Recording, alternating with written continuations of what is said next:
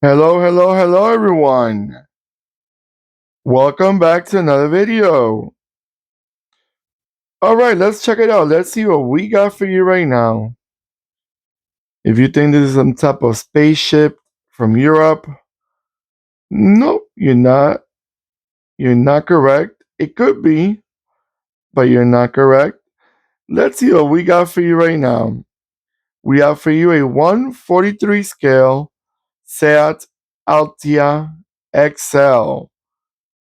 Well, you already know the XL means extra large. So if this was an extra large, you don't want to know how small was the regular Altia, right? We're not familiar in North America with these models because these were Spaniard Seat brand models, and unfortunately, Seat did not sell in North America, never in their lifetime. They never stepped, not correct. Well, I keep saying North America, and the Seat sells in Mexico, not in USA or Canada, but they do have Mexican in the Mexican automobile presence. They sell in Mexico. Not sure about this model if they ever sold them, but I'm sure they probably did because they had quite a few different models. I remember the Leon was sold in Mexico, also the Cordoba. But let's check out this model right now. This is a Seat Altia, was built between 2004 till 2015. It was only a five-door MPV, which is a minivan in other parts of the world, like in North America. We call them minivans.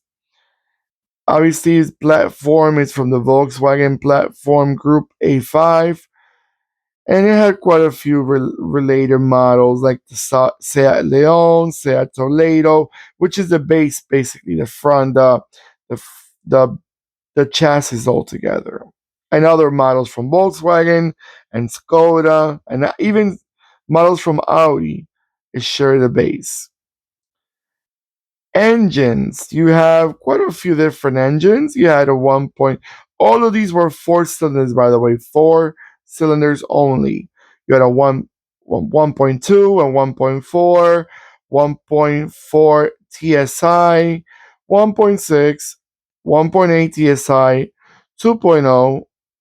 Those were gasoline forward slash petrol engines. You also had diesel engines, 1.6 TDI, 1.9 TDI, 2.0 TDI. So you had quite a few different options as engine choices. Now, transmissions. You had quite a few different options. Obviously, I'm thinking about throughout the years, it probably changed them, depends. Example, you had a 5-speed manual, a 6-speed manual. Also, you had a 5-speed Tiptronic automatic. You had a 6-speed direct shift gearbox or a 7-speed direct shift gearbox. So quite a few different, choices, most likely depending on the year the model was sold. I saw pictures of the smaller one. I think I also have it as a diecast. I have to check. But it's a little more lifted in the back for some reason. It looks like quite like a crossover type, but it's not. Let's see. Well, the reason I said it was a little bit more lift back, I think I was seeing the model that was called the Altia Free Track, which was a four-wheel drive and a higher suspension. Because I remember seeing one a bit more raised up. But it's a nice looking van. I like the front end. That era of Seat that had that grill, the rounded grill in the front, and those headlights like cat eyes. It looked really nice. It gave a modern look. And for a minivan, it helps because you don't have to drive a boring looking minivan when you could have a more modern looking car. All right, guys, I'm gonna let it go around a few times, and I'll be right back.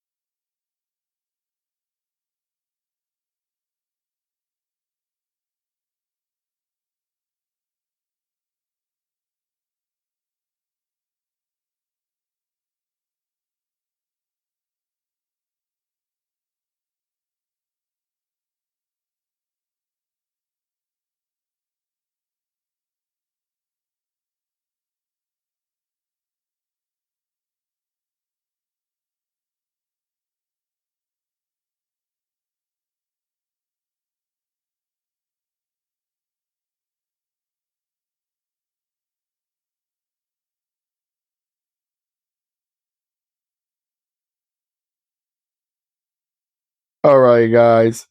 As it's going around and around, I was looking at it. It looks, I don't know, I really like it. I think it's an attractive, quite on the smaller side minivan. It quite, a car that I could say was probably a competition for this model. I would have probably said the Mazda MPV or the Kia Rondo was a model that they sold also.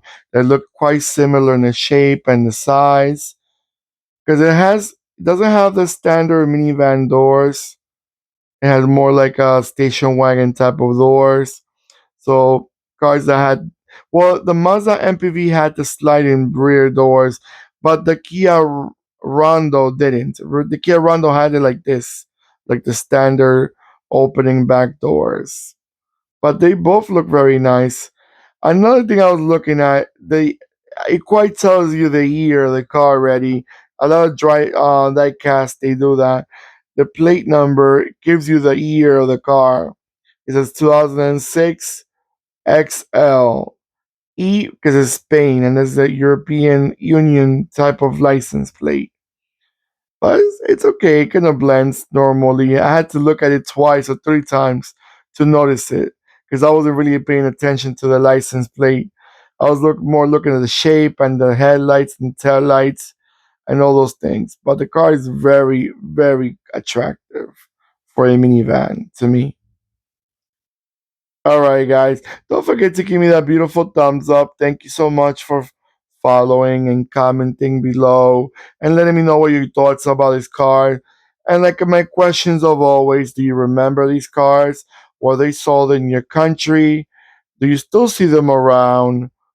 Or maybe they're already all gotten crushed or they're probably abandoned junkyards because they're already literally almost 20 years. Almost. So like, some of these models they don't last more than 10, 15 years. Depends on the mileage, also on the way you treat them when they're from the beginning. All right, guys. So let me know in the comments below. Do you still see them around? Were they reliable? And let me know where you guys are from. What scales you guys collect.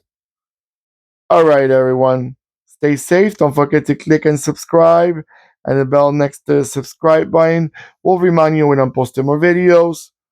And goodbye.